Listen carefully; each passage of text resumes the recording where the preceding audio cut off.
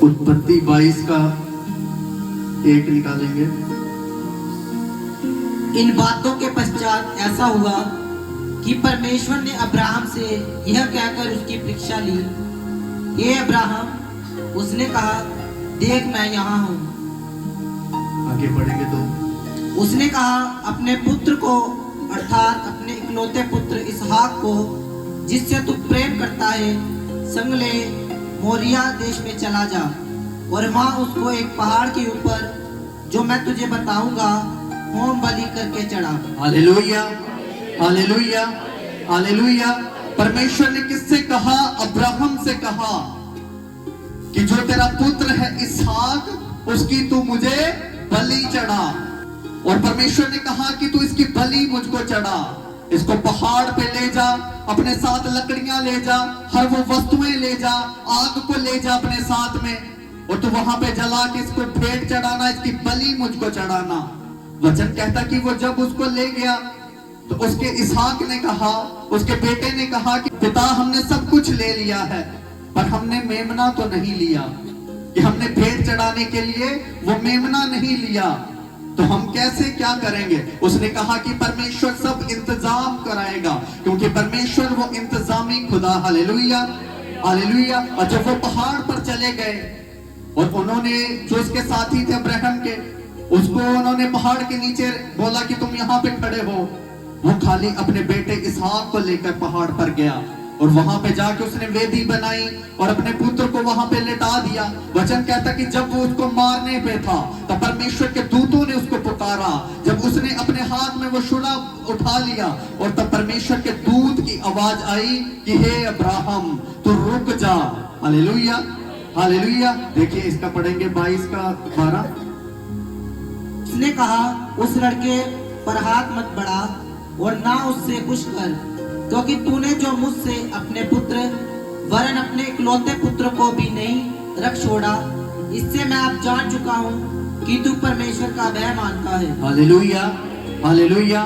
परमेश्वर ने उससे क्या कहा? कि तू परमेश्वर का भय मानता है, तू परमेश्वर का सचमुच आदर करता है, जिसने अपने बेटे की बलि देने से भी नहीं सोचा कि मैं अपने बेटे को कैसे बलि चढ़ाऊं। आज के टाइम में हमारे बच्चों को जब चोट भी पहुंचती है तो हमें बहुत दुख होता है, हम अंदर से टूट जाते हैं, हमें समझ नहीं आता वो बीमारियां जब उनको पकड़ लेती हैं कि हम क्या करें, हम तो परेशान हो गए, हम तो फंस गए। तो वो देखो कि वो पिता का कितना बड़ा जिगरा था कि उसने अपने पुत्र को ले गया, उसने परमेश्वर की बात को माना। उसने ये नहीं कहा कि परमेश्वर मैं ऐसा नहीं करूंगा कि मैं अपने बेटे को, अपने पुत्र को बलि नहीं चढ़ा सकता, ये कैसा तेरा मेरे साथ वायदा है, ये कैसे तेरी पुकार है कि तू मुझे बोल रहा है कि अपने पुत्र को बलि चढ़ा दे। आज अगर हमें परमेश्वर बोलेगा कि अपने पुत्र को, अपने बेटे को मुझे दे दे, मेरे भवन में दे दे, तो हम बोलेंगे नहीं यार, किवें दे दिए नो परमेश्वर दे भवन जी, नहीं दे सकते, इसे नहीं दे सकते। हम अपने बेटे को, अपनी बेटी को परमेश्वर के कामों में नहीं लगा सकते। हमें संसार क्या बोलेगा, हमें लोग क्या बोलेंगे, वो हमें ताने मारेंगे कि उसके साथ है, ये उसके साथ जाते हैं आते हैं, हमें लज्जित करेंगे, लोग हमारी जरूरतों को बंद कर देंगे। आज के टाइम में लोग ये सोचते हैं, पर परमेश्वर ने अब्राहम से जो कहा अब्राहम ने उसके साथ किया। वचन कहता कि उस पहाड़ का नाम अब्राहम ने तब रख दिया यहोवा यरी। Hallelujah, hallelujah. अब यहोवा परमेश्वर है, यरी कौन है?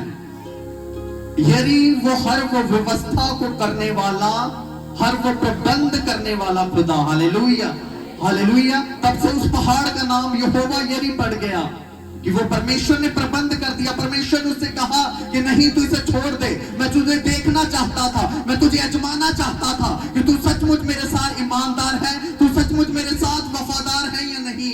परमेश्वर आज हमको आजमाता है, परमेश्वर आज हमको देखता है कि सचमुच ये मेरा बेटा, मेरी बेटी मेरे से वफादारी के साथ चलती है या नहीं, मेरे साथ वफादार है या नहीं। परमेश्वर हमको आजमाता है।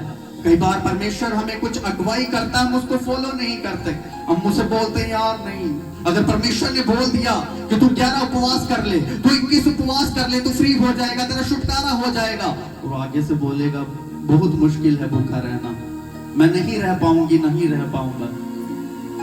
कैसे मैं रोज सुबह से लेके शाम तक 5 बजे तक भूख मुझसे बर्दाश्त नहीं होती, मेरा मन करता कुछ खाने का कि मैं कुछ खा लूं, मैं पी लूं। आज परमेश्वर की हम आज्ञाओं को नहीं मानते, परमेश्वर की आज्ञाओं को हम तोड़ देते हैं। आज जब हम परमेश्वर की आज्ञाओं को तोड़ेंगे तो वो खुदा, वो स्वर्गीय पिता हमसे आनंदित होगा।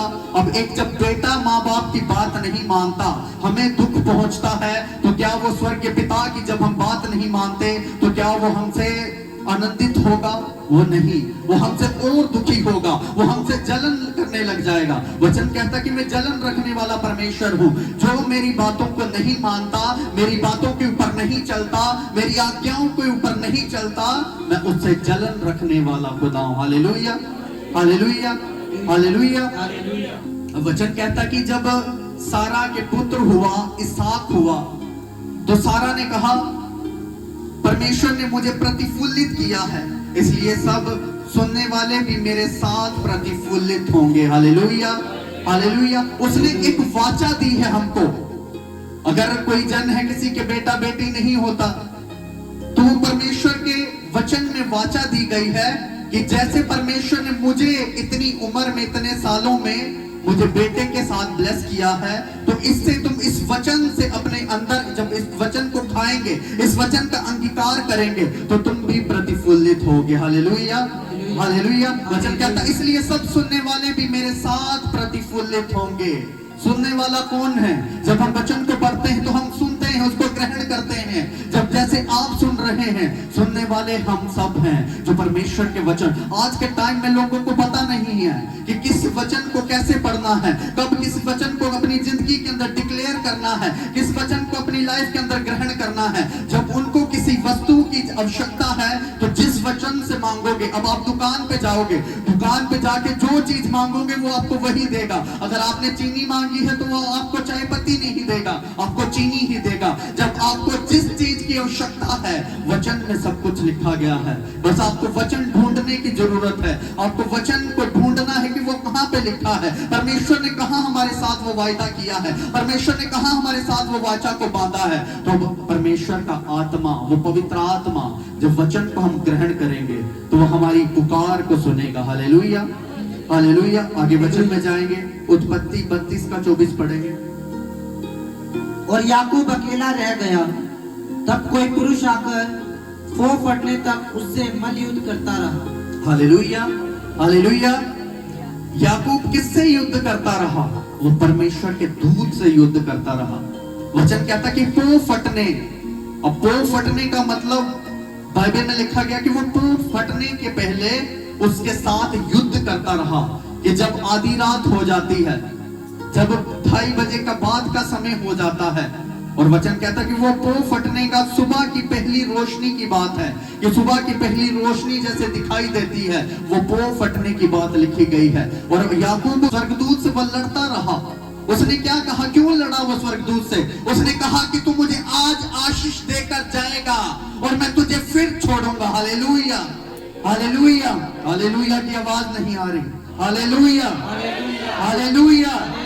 ऐसे जब जोरदार हालेलुया बोलोगे तो वो स्वर्ग की खुदा आनंदित होगा, मैं नहीं आनंदित होऊंगा, वो खुदा आनंदित होगा कि हाँ, मेरे वचन की जय जयकार करने के लिए ये देख कितना भूखा और प्यासा है। Hallelujah, hallelujah, hallelujah, hallelujah. और याकूब को उसने कहा कि मुझे छोड़ दे।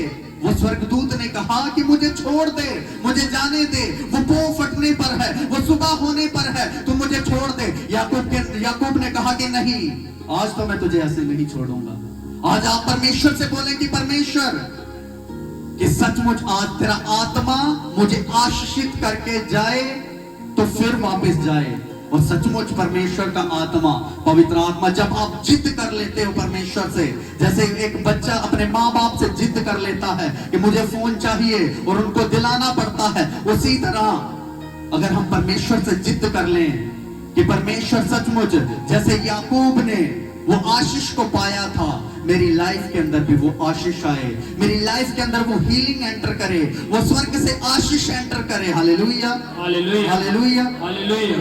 फिर याकूब का नाम क्या रखा परमेश्वर ने? वो दूत ने उसको इस्राएल कहा। Hallelujah, hallelujah. याकूब का नाम इस्राएल रख दिया उसने, और उसको आशीषित करके उसने गया वो स्वर्गदूत। उसको आशीष दी, उसको बरकतें दी। आज जब हम परमेश्वर के आगे जिद को रख बैठेंगे, जब परमेश्वर को 3 टाइम हम परमेश्वर के आगे अपनी जिद को रख देंगे कि परमेश्वर तू मेरे साथ ऐसा कर, मुझे आशीषित कर दे, मुझे बरकतों के साथ भर दे, ये बीमारियां मेरी लाइफ के अंदर से जाएंगी, क्योंकि परमेश्वर मैं तेरा रचा गया हूं, सचमुच तेरे सांस मेरे अंदर फूके गए हैं, तो परमेश्वर क्यों नहीं हमको वो आशीषित करेगा। Hallelujah, hallelujah. अब एक हिरण जब दौड़ता है, साइंस के अकॉर्डिंग वो 80 किलोमीटर पर आवर के हिसाब से दौड़ता है, पर वहीं पर शेर वो 50-60 किलोमीटर के हिसाब से दौड़ता है पर घंटा।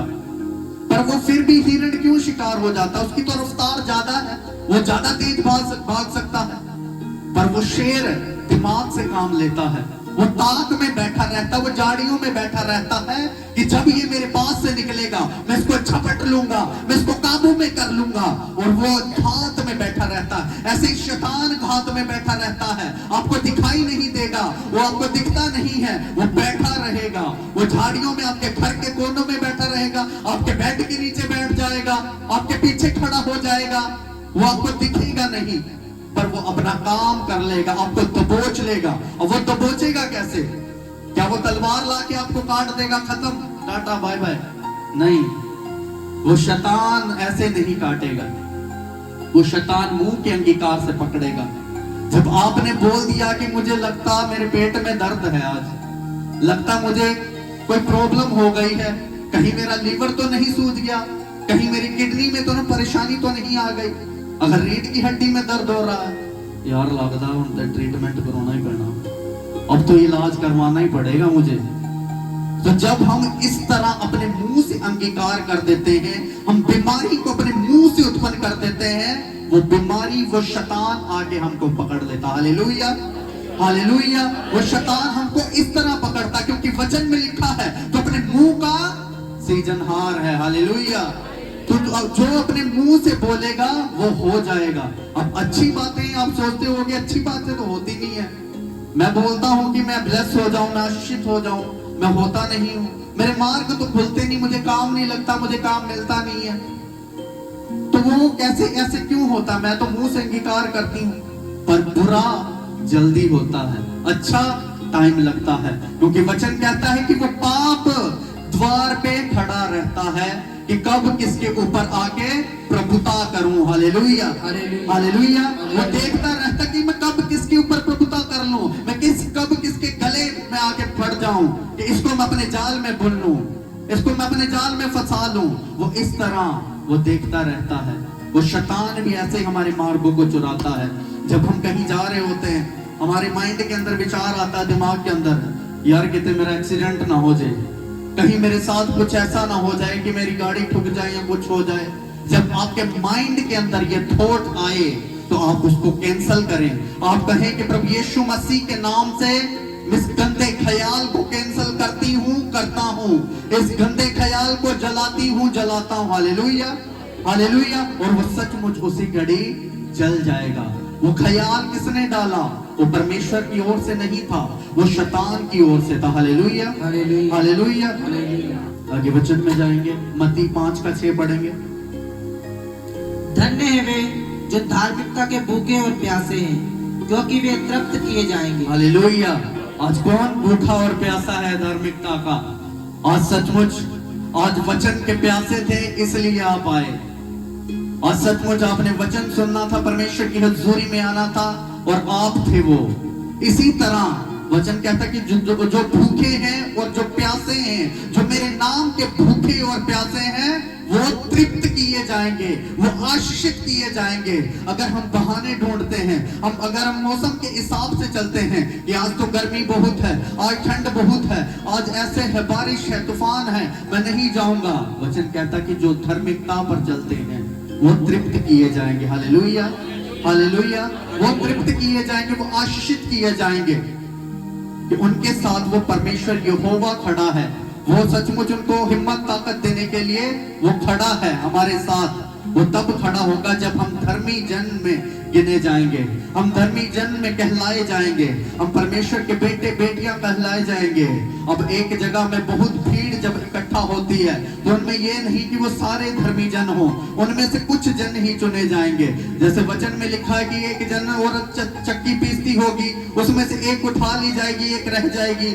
एक खेत में जब वो 2 जन चल रहे होंगे, एक उठा लिया जाएगा, एक वहीं रह जाएगा। हालेलुया। और इसी तरह हमें धर्मी जन की लिस्ट में आना है, वो स्वर्ग की पुस्तक में हमें अपने नाम को लिखाना है। वो जीवन की पुस्तक है जो स्वर्ग में हमें उसके